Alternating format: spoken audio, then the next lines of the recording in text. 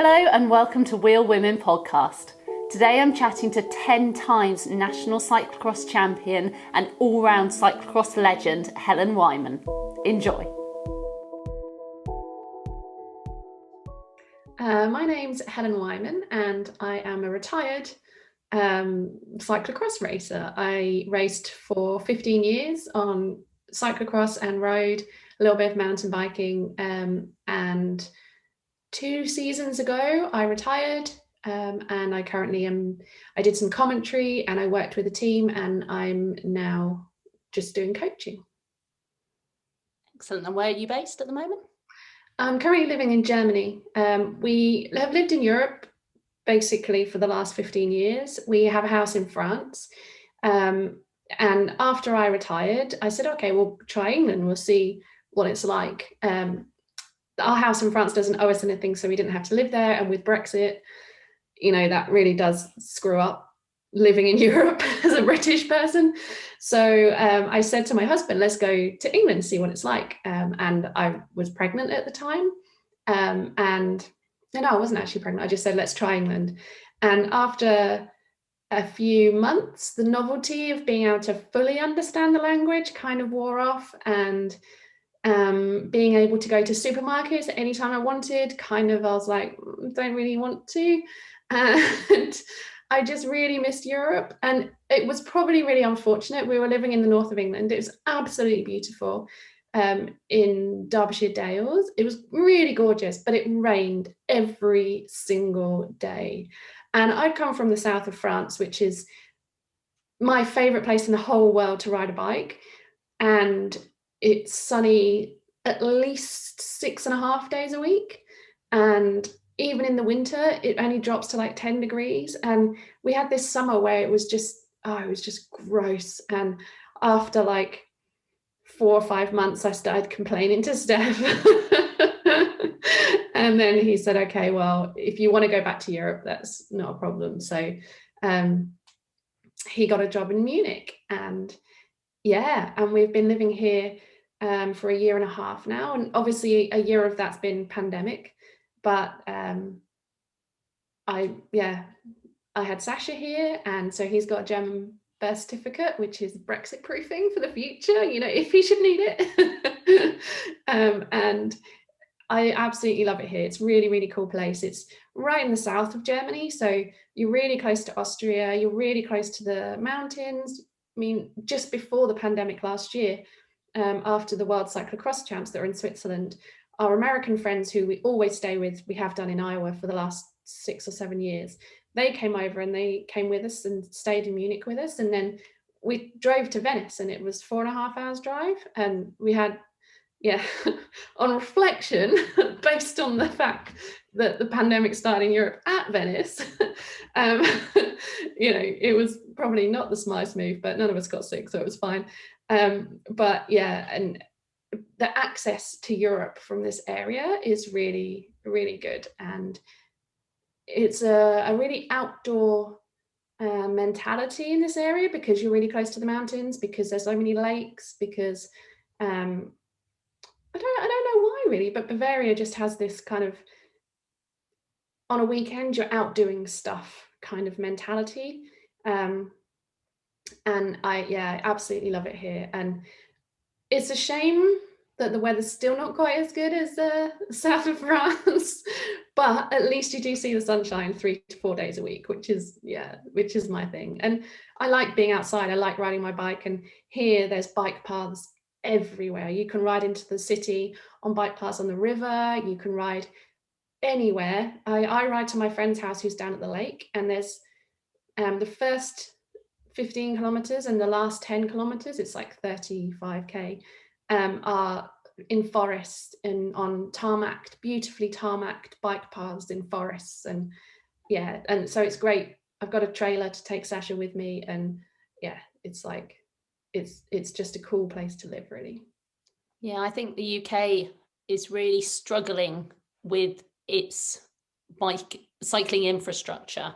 I know we're trying, but it just sounds like we're so far behind Europe on this front, and people don't seem to see that as an issue unless you're a cyclist, and they don't seem to see the benefits for the community of having an infrastructure in place that is more friendly to an outdoors activity-based lifestyle. I mean, you see here I mean, you see things on Twitter and things like that, and people saying, oh, this super cycle highways in London, they've just taken away car space and made congestion and nobody uses them. And well, people do use them for a start. They use them at rush hour, the same as the roads are used at rush hour. But if you think about the number of vehicles that they've reduced by having a bike path there, that means that people feel safe. I haven't ridden in London in a long time. I went to university in Hatfield, just north of London, and I used to ride into a few work placements like Barnet and places like that. And I didn't enjoy riding there, and I consider myself, got a world championship medal in an off-road sport, so I feel like I have the skills to ride a bike, and still I didn't feel safe particularly. Whereas here, Munich's not as big as London, obviously, but it's a city, it's a big city, and I've never felt intimidated, or I've never felt, even if I ride on a road without a bike path, I've never felt scared for my life. And if I did, there's no way I'd take Sasha in a trailer attached to the back of me. But you see in the centre, just everybody has their big like baboo bikes, like the trade bike things with, you can get 17 children in, and it's encouraged to have children here because the birth rate's so low in this country. And so most people I see in Munich have at least 4 children, and they fill up the front of these things with their kids, and they just ride them to school and they ride to the shops, and everybody basically rides a bike. There's in the apartments, they have bike rooms, and that's something I don't think you necessarily have probably not in England, but they have rooms the size of an entire apartment that's just for bikes, and they're full. And there was 2 in the last apartment block we had, and there was only 18 apartments, and they were full. So it's kind of, it's just in the culture to use your bike to get anywhere. We bought a car about 2 weeks before the pandemic, 2 weeks before, maybe 3 weeks before Sasha was born. And in his first 3 months of life, he did the 3 kilometers home from the hospital when he was 4 hours old. And that's the only driving he did. And we've tried our hardest because everything's convenient. We have supermarkets within 5 kilometers, you can get to every supermarket that you could possibly need. We have DIY stores, pet food stores, everything. I ride to the baby classes, which are like 8 kilometers from here, all on bike paths on the river. And then the last 2 kilometers is into the city. And everywhere. We could go 6 weeks without driving a car if we wanted to. The only time we use it really is to go to the mountains for a hike at the weekend, which we haven't because the weather's been terrible. Yeah, it's a very different world, I think. I hope the UK gets there. I hope it catches up, because it's got to be great for your mental health, particularly having just had a baby, which even the best parents out there have got to admit it's quite stressful. It does take its toll somewhat. So having that safe environment, because obviously they're the most precious beings. You bring them home from hospital and it's terrifying, that drive home. So to have safe spaces you can take them to go and enjoy the fresh air has got to be great for you, headspace wise. Yeah, I think so. I think, the one good thing about the pandemic is that Steph works from home currently, because in Germany, they're not back on track with the vaccines like England's doing an amazing job with. And so it means that when Sasha only naps for an hour really at a time, twice a day. And in those 2 hours, if I want to go outside and go ride my bike for an hour or go running or something like that, I can leave Sasha here, because obviously Steph's here. It's not social services don't need to be called. And and when we stayed in France for 2 months back in January and February, because again, we were home working and the weather's way better down there. And I could go out riding, 40 minutes of climbing uphill. You get to the top of the hill, you turn around, hammer back down, and you're home in an hour, and you've done a lot of exercise. And for me, I think it's important personally. Like having Sash is amazing. I love him to bits. But being the sole carer from 8 a.m. till when Steph finishes work at like 6 is tough. It is. You're trying to constantly think of things to do for him because he's a really active little kid. He's just turned 13 months, but he's basically running already. And keeping him entertained is hard work. Keeping him safe because he likes to climb in everything is hard work. Keeping him mentally healthy as well as physically healthy. And it's nice to just go for an hour and it's just you. And I've always used sport and exercise as a way to just refresh, basically. So you're out riding and you're just looking at the trees and listening to the birds. And there's loads of trails down by the river. We're right on a river, on the main river into Munich, and you can just go and just forget everything. And I don't think about Sasha while I'm out. And I love him to bits, and I would never do anything that would ever. I don't miss him. I think it's okay to say that because I am with him for 12 hours a day. So to not miss him for an hour, we're allowed some time off. Totally. It's allowed. It's totally allowed, and I don't have to feel guilty about it. But I know for some people it's really tough, and particularly with the pandemic. I have a friend whose baby was born the same time as Sasha, and she doesn't get until recently, when things have been coming slightly back to normal. She lives in England, and she doesn't get time to herself. She can sit and watch TV when he's sleeping, but she doesn't get to just go out and not think, where are the baby changing facilities, or what, I can't go out for that long because my baby will get annoyed at being sat in a chair, and it's not cool to have to drag him around in that, and he can't go out walking because he doesn't know how to walk where you want to go yet. and things like that. So I think it's really important for your mental to even just get an hour a day of just you and nobody else. And we've also got a little dog. I don't know if you can see him. He's hiding. Yeah, there he is. There we are. And he's asleep on my pillow. God damn it. And he demands time, and obviously Steph's working, so it's not like you can just hand him Sasha and Alonso and go, right, I'll see you later. It's, you have to plan when you take this time. And I just think right now, when you can't have the help that everybody says it takes a village to look after a kid, and I really do think that. If you can't get help because of the pandemic, or you live in a different country, or all those things, then I do think it does take its toll if you don't actually make space for yourself. Yeah, no, I completely agree. I think having that time, I speak to a lot of mum friends, and feeling confident to carve out that time. You must be used to carving out time, because obviously with training and things before child, that different world that it was, you had to carve out time to train, to do your work, etc. And I think it's fair to say, particularly for women in the sport, making it a full-time profession has been challenging. So you've had to work alongside. Some people obviously want to work alongside, but there is definitely that push. So how, if we sort of jump back to during your career, carving out time for training, and how your world worked then, obviously very different to how it works now. Yeah, I was incredibly lucky. When I was working as a physiotherapist in England, in Preston, and I won my first national event, and Steph said, well, we're getting married, why not see what you can do?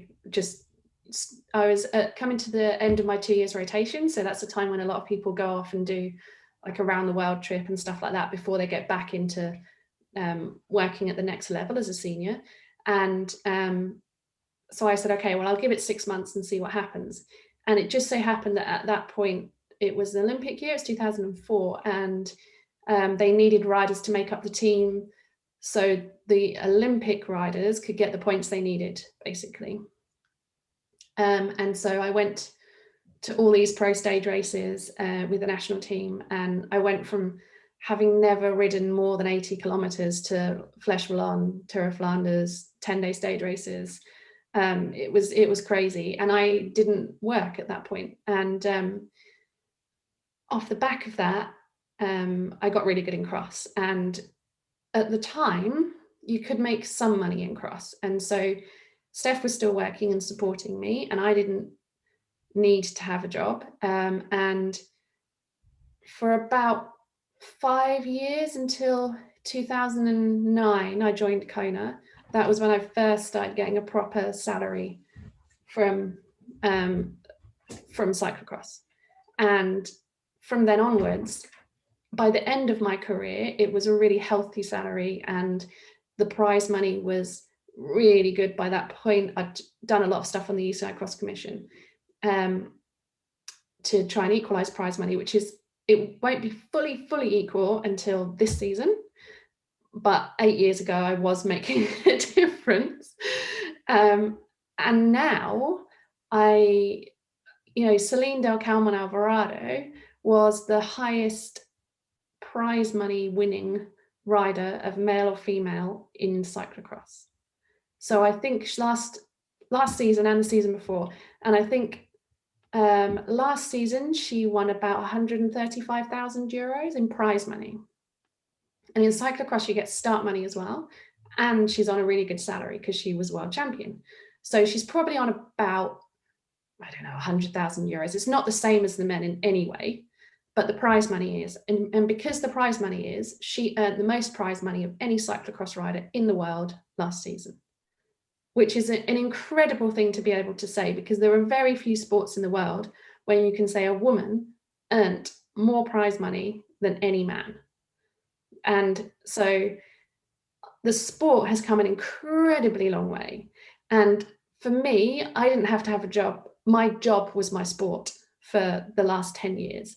And before that, I was in a position where, yeah, I mean, there were a few months where you had to sell some stuff, to pay your rent. It was only 300 euros a month for rent, but for me and Steph. But you could get enough start money to cover a month's rent. So yeah, you got by, and it was fun. We had a lot of fun, but now it's incredibly professional, and the riders are getting good salaries, even at the lower level. And the salaries are not the same as the men. The start money is nowhere near the same as the men, but the prize money is the same. And I think that I think it's in a really healthy position. And you can look at things like, you can say, the men earn so much more, and they do, and that's wrong. Why should they? Particularly because cyclocross has every race for the women on TV. We have equal, if not better, viewing figures for a lot of races last season and the season before. And so why should a man get paid more than a woman? And I still think that's completely wrong. But equally, when you've come from a position where you were lucky to get 100 euros start money to now probably a world champion female is probably getting about 2,000 euros to start a race, and probably 100,000 euros in salary. I think you've come a really long way, and I don't know how you change the mentality. You look at football, and those guys are on millions, and yet the women are not even touching that. And how do you change that gap? It's kind of, that's the really tough thing. When you take a small sport like cyclocross, it's quite easy to say, oh, it's outrageous that the equivalent man gets 300,000.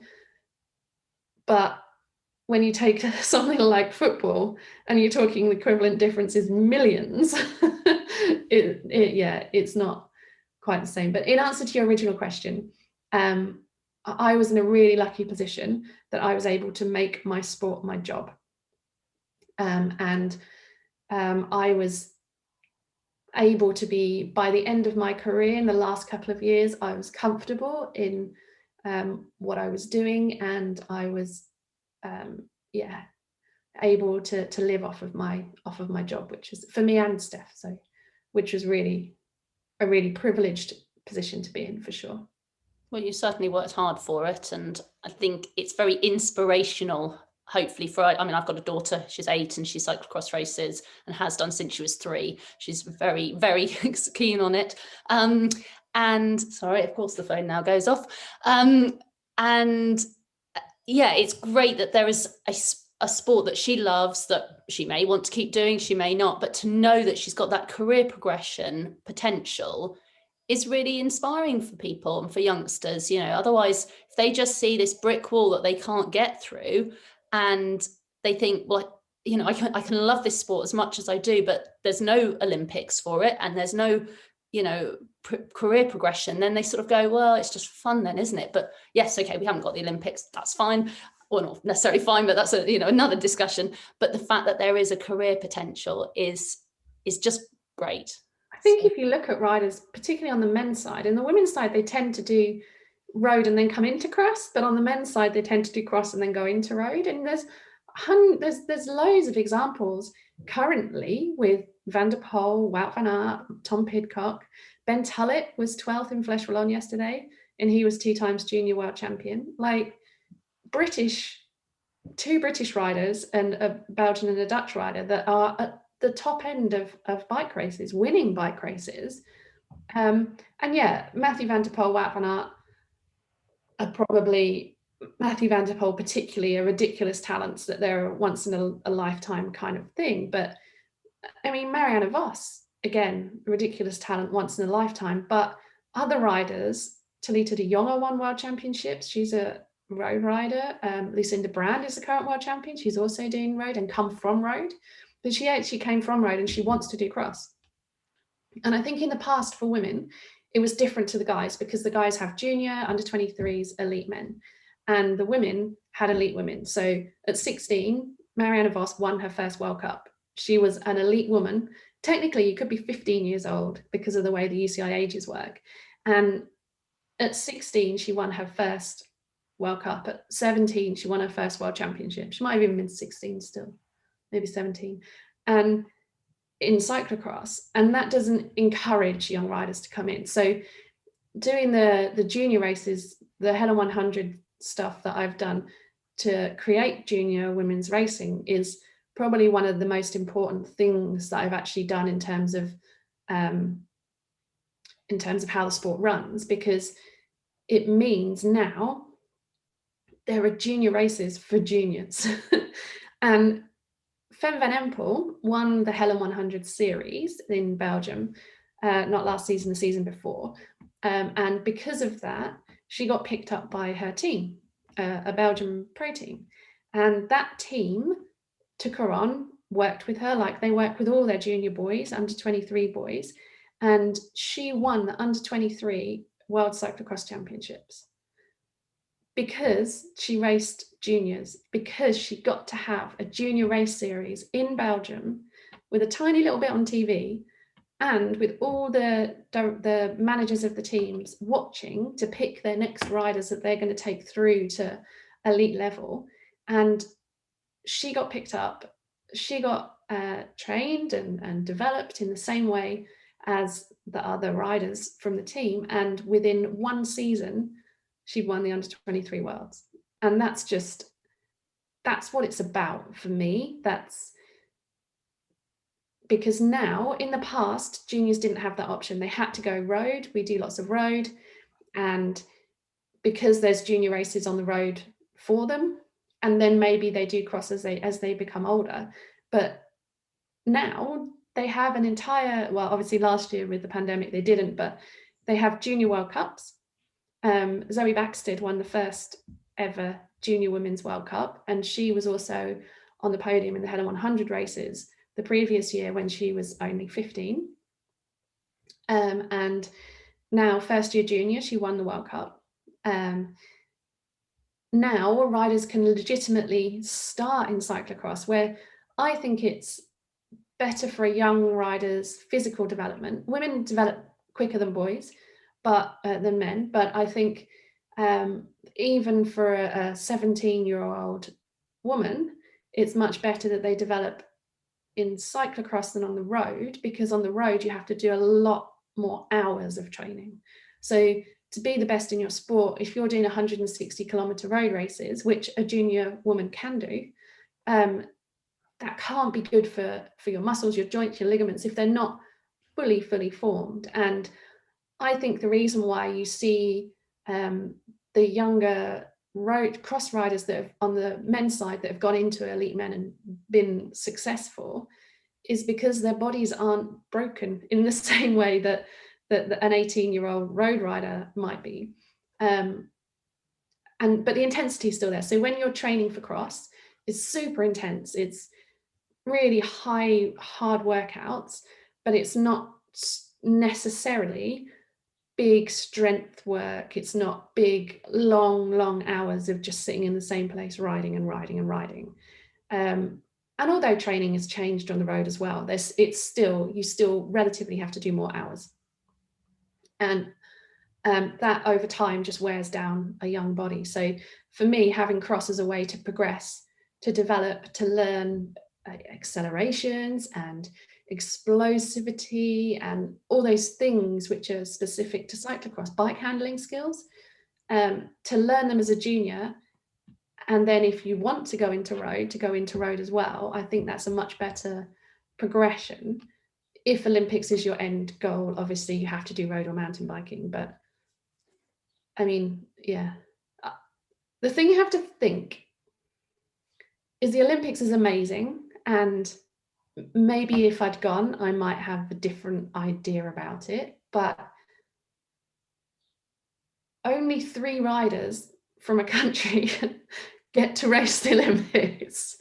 So that means you've got to be one of the very best 3 from your country, which means you've got to really be one of the best 30 riders in the world.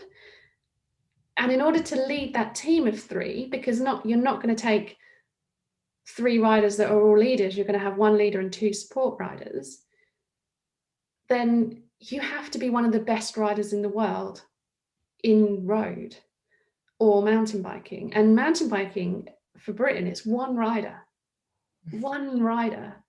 And if you're going to put all of your dreams and ambition to be that, not only do you have to be that 1 rider to get selected, there's no point in going to the Olympics if you don't win. So you basically, to me, even if the Olympics cyclocross was in the Olympics, which I don't see it could ever be, but if it was, a World Championships would probably be more of my goal.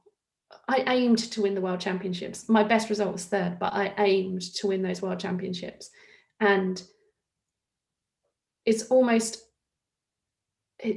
when you're a professional cyclist, or when you're just a young kid that's aiming for something, you have to try and make a goal that is achievable, or at least almost achievable.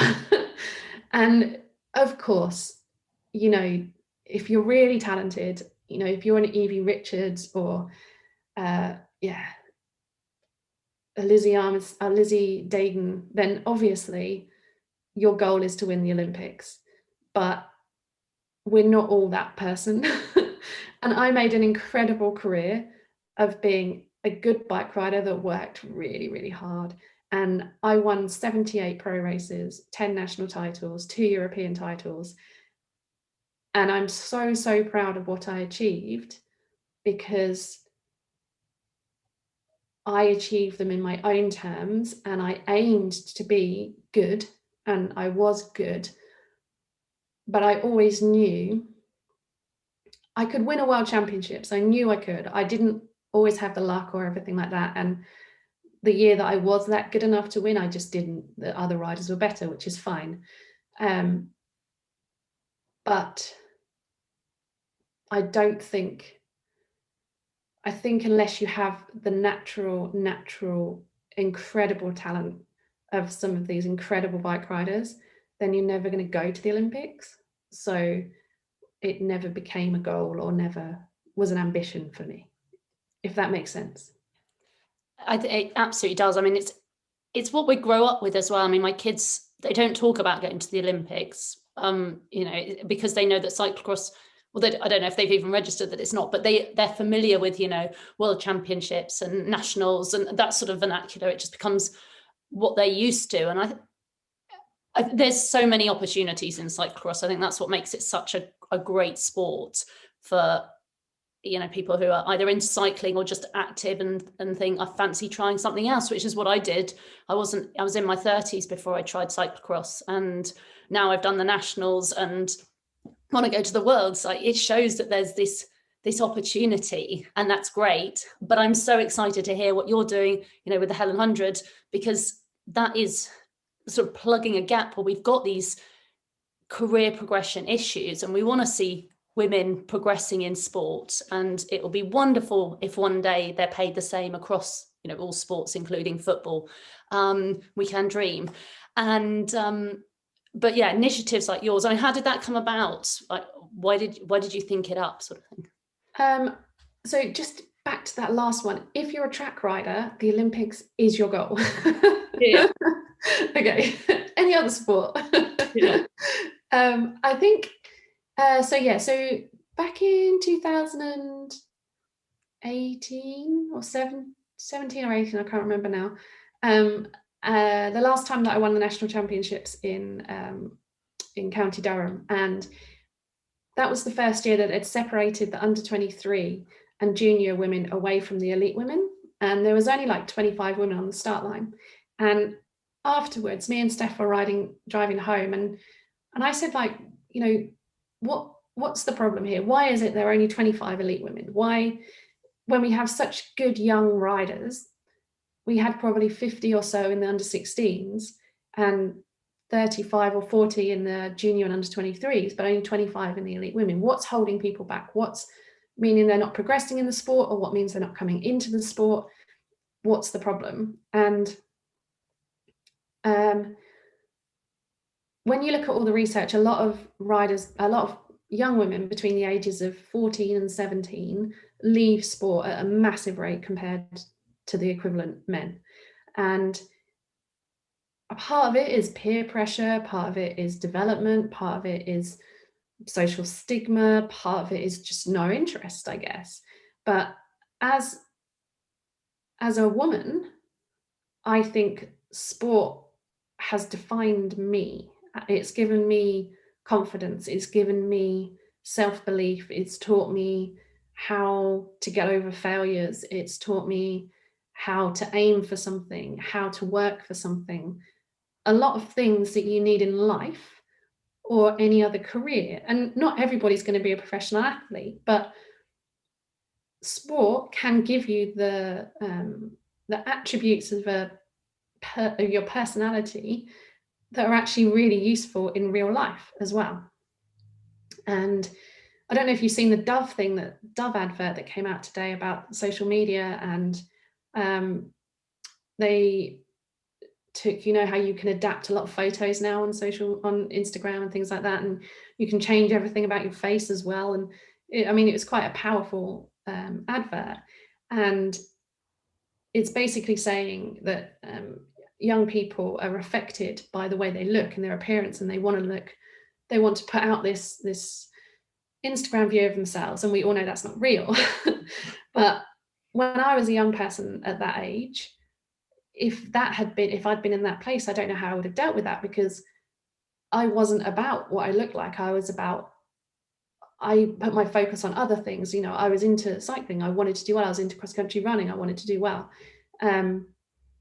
And my self-confidence was related to the achieving something in sport, not necessarily winning, but achieving something, rather than the way that I looked. And so for these young riders, I thought, okay, we need to do something to get more juniors in, means basically more elite riders out. So you're never going to get the same. You're always going to get a fallout rate. It is just what it is.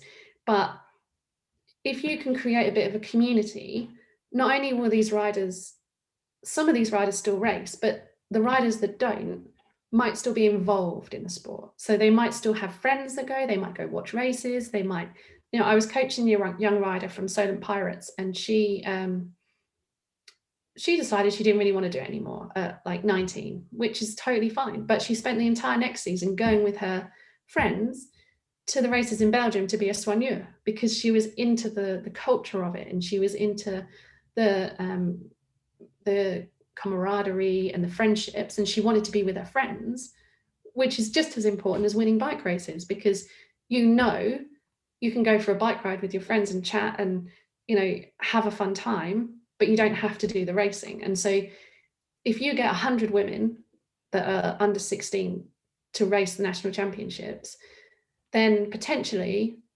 in 5 years you might have 40 women still racing across nationals. And nationals is probably a bad example because it's like elitist and all those things, but if you encourage those young riders, they create a community, maybe they stay in the sport, or maybe they stay around the sport, which is just as important. And so we decided to pay for the entries for every rider under 23 the following year to nationals, and we got sponsorship for it, we got donations for it, and we were able to support 125 riders in the end.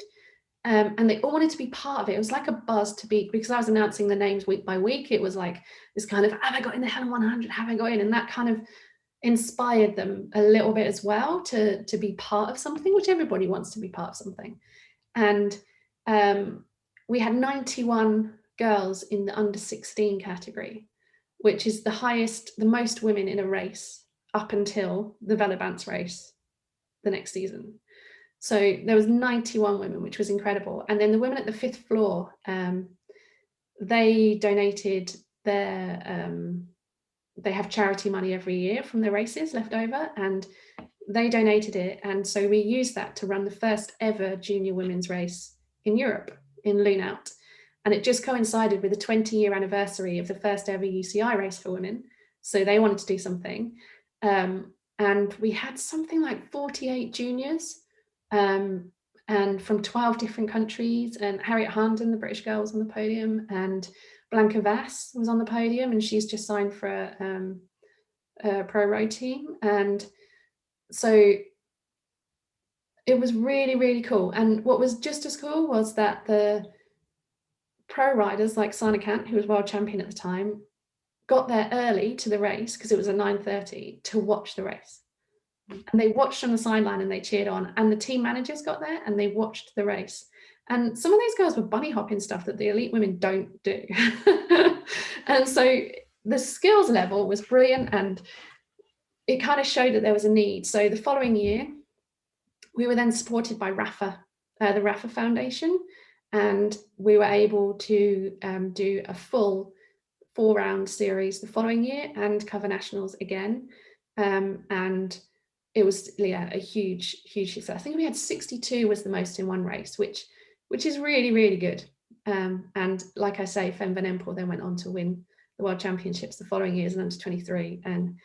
And also, I think it just created a bit, we were able to create a bit of a buzz around junior women, and to show that these incredible bike riders are out there. They're just not in cyclocross because there isn't a pathway for them. So we progressed it quicker than the UCI were able to, basically, because now last year would have been the first junior series and they only got one World Cup in, and then from next season, so from September this year, you're officially allowed UCI races for juniors.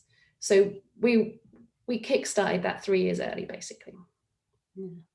That's brilliant. I think sometimes it needs a little bit of outside input. I'm working with various organisations in the UK looking at equality, sort of started with hill climbing because the prize money equality wasn't there, isn't there, is moving. And I've been involved in a group sort of behind the scenes on that. And you do get questions, what are you official? Who are you? And it's like, sometimes you don't need to be official. Sometimes you just need to start something and then it becomes official, you know, and depending on how it goes. And or then it starts working with official bodies and, you know, all tying together. But it takes somebody like you to say, I see a problem and I'm going to do something about it. And that's just amazing. That is so inspirational to see people, to see you grabbing at that problem and creating a platform for these women. And it's very much right time, right place. I mean, the initial thing to pay for the entries was obviously our doing, and it was kind of like a raffle, so there was lots of things given away as well.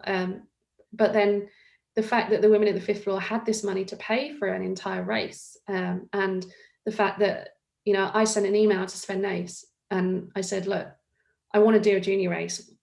What, you know, will you do it?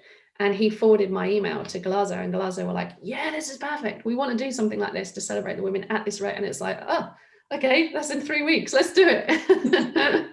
So it's kind of knowing the right people and where to be in contact with. And the same with, I mean, we got equal prize money in the first ever equal prize money in a C1 race in Belgium, which was Koppenberg Cross.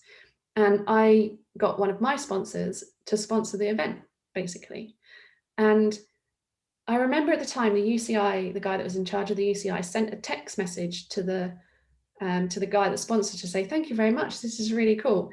And you're thinking, okay, he did it for 2 years before the UCI rules said you had to have equal prize money. And it's kind of like, well, okay, you think this is a really good step, so why don't you actually like bring forward your ideas a year? Because it got loads of publicity. We were able to rally people into saying, you know, this like, even the top guys were putting out the message that this is fantastic. This bike shop in America is sponsoring Koppenberg Cross, the biggest race in Belgium, to have equal prize money for the men and the women. And at the time, the difference was huge.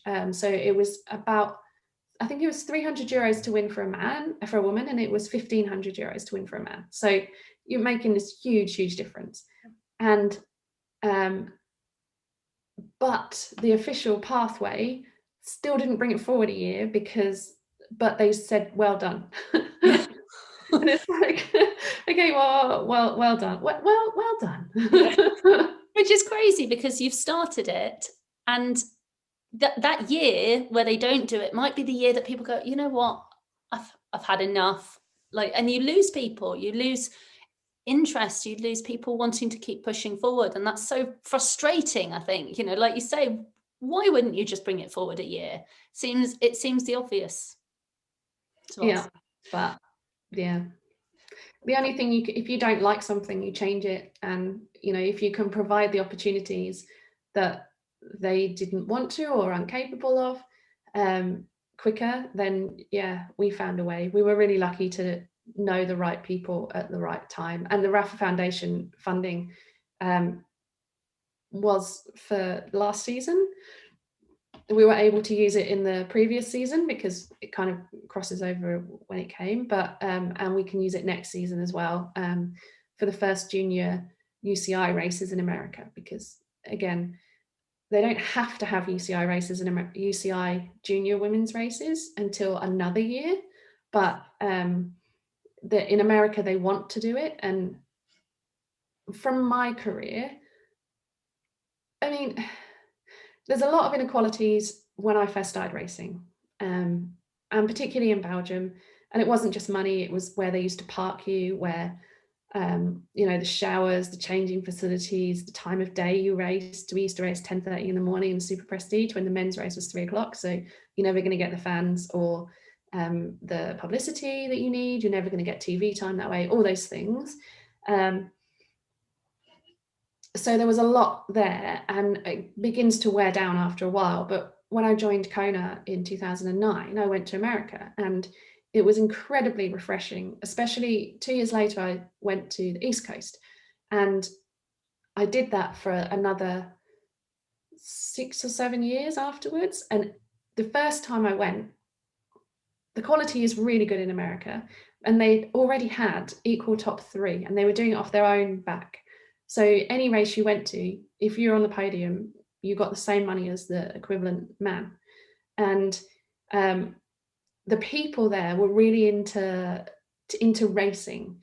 It's not so much, it's much more a participation driven system than Belgium. Belgium's very much spectator driven, but there everybody was like, oh, you're Helen Wyman, I've watched you on TV, this is amazing. And that, I mean, athletes have a massive ego. Their ego needs rubbing, and that rubbed your ego, and then the prize money is equal, and then the coverage is equal, and then the race is always immediately before the men's. And it kind of, every year, those 6 to 8 weeks that I spent in America just topped up the morale to survive the season. And it seems really strange, because you wouldn't think that somebody saying to you can't park close to the race, you have to park 1.5 kilometers away because you don't have a penis, is difficult.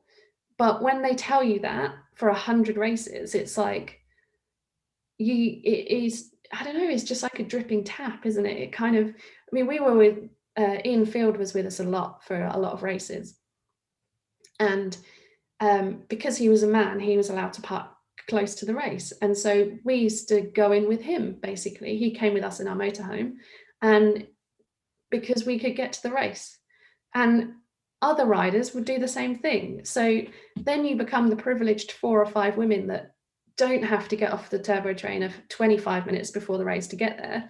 You're one of the ones that can just jump off and go to the line. And it's not just a psychological advantage, it's actually a physical advantage. And not many, people don't really think of it like that. They sometimes think, oh, they're just moaning about, like, what's the difference if everybody parks far away? But not everybody does. So that's where the disadvantage is. If everything was equal, if every woman was parked 3 kilometers away, you're all in the same position. But because they're not, you're not. And I remember one time we were in Espagavra, and that's when the women were at 10:30 in the morning, and you have to get a parking pass in advance because it's in a military base.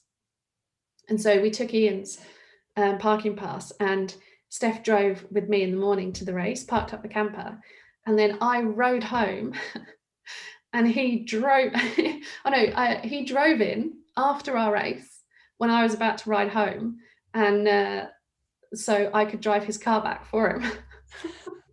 So he parked on the street where the women park. I rode a bike to him, he rode the bike in, and I drove his car home. And it's like, yeah, like it's crazy when you think of it like that. It is crazy. And yeah, there's, someone has to race at 10:30 in the morning, but equally, if we changed one rule on there were 2 rules that I did in the first cross commission meeting that I went to. The World Championships was in America, in Louisville, and I think it was 2012, something like that. And somebody had asked me to write an opinion piece about there only being 35 women on the World Championship start line.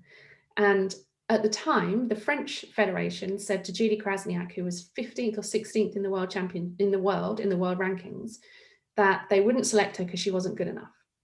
And there was no money. And she was riding for an American team, Rafa, and they said, we will cover every single cost. All you need to do is write her name on the start list. And they still refused. And at the time, there was a UCI rule that said that if you're top 3 from your country in the top 50 in the UCI world ranking, then your name has to be on the team list. You have to be given a place at World Championships. And there wasn't an equivalent rule for the women. So Julie Krasniak was the first or second French rider, and she was 16th in the world. And if she was a man, they would have had to send her, but they didn't. And also there was a Danish girl, and she was like 35th, but she was the only Dane in the top 50, and her country refused to send her to the World Championships. And so I wrote this opinion piece saying, like, don't judge us on the number of riders, judge us on the quality of the front of the race, because the same riders are going to win. There's nobody in that race. There's nobody missing from that race that could win the World Championships. And Julie could probably be in the top 10, maybe around 5, but she wouldn't have been on the podium. So don't judge us on the quantity, judge us on the quality, and support those riders that are there. And somebody wrote a petition, and every time somebody signed it to say that the men and women should have the same rules, and every time it got signed, an email got sent to the head of the cross commission that at the UCI, and I think they had like 55,000 signatures. So they must have had a pretty heavy inbox. And so the Peter van der Beele was head of the UCI cross at the time, and he phoned me up a couple of weeks later. No, he phoned me up before the World Championships, and he said, look, I've had this discussion with the French Federation, there's nothing I can do, blah, blah, blah. And I said, well, just change the rules. And he said, Brian Cookson had just come into presidency and he wanted a woman on every commission. And so Peter said, look, come be on the commission, you can make a difference that way. And I think he probably would rather have me on his side than not at that point, but I had nothing to do with the petition online. I just publicized it, but I didn't start it. It was actually an American woman. And so I went in and I changed the top 50 rule. But the most important rule for me was to make a rule that says the women's race have to be immediately before the men's, because one series in Belgium is progressive and doing good things for the women, and they're trying to do more progressive things for the women and are already before the men. But this other series, the Super Prestige, were dragging their heels basically. But if everybody has to do the same, and the women have to be before the men, and you have to give certain times and all this kind of stuff, then this other series has to do something new because they want to be more progressive. And because of that, they went to the television company and said, can you show our races live? And the first race they showed live, they had something like 2/3 of the viewing figures for the men's race. So off the back of changing one rule, this series got television time off the back of one race being on television live, the entire race. That season, they had such good viewing figures that they said, okay, we'll just do all your races. And so there was probably 20 or so races live on television that year. And then off the back of that, the following season, every race since then has been live on Belgian television for women. And it's revolutionized our sport in 4 years. It's brought so much more money in. And there was the UCI independent inquiry thing into how to make women's cycling bigger, and their main conclusion was that basically the UCI were missing out on a huge amount of revenue by not promoting women's cycling, because women's cycling audience is different to the men's cycling audience, but it's also an opportunity to bring in new sponsors that would never have been involved if it wasn't for the men. And so Galazo ran this other Belgian series, and they now have sponsorship specifically for the women. That. Could you try again? Sorry. They specifically have sponsors for the women's race and only for the women's race. So they have sponsors for the men's race and sponsors for the women's race. So by creating this environment where we are sellable, they've increased their revenue for their bike races without doing anything different. So when I started the cross commission, my end goal was that. And I spent 4 years trying to show this is how it happens. This is, one simple rule change can create all of this, can bring more money into your sport. And by the time I left, they believed me. And I said, so when we were bringing the Junior Women's World Championships into the program, you can then equal 3 races Saturday, 3 races Sunday for the World Championships weekend. And the first time they were doing it was in Holland. And they said, and I said, well, you could put the women before the men on Sunday. And they said, no, we can't do that because the viewing figures for the women are so important that we want the Saturday prime slot. And it's like, whoa, 4 years ago you were telling me that we aren't worth anything. And now you're telling me that we're basically equal to the men in terms of what we generate for you. And they have beer sponsorship deals at the World Championships, and they sold out of beer on Saturday.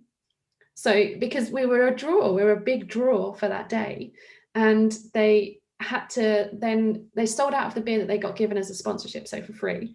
And then the next day they had to ship in a load that they got at a cut price rate.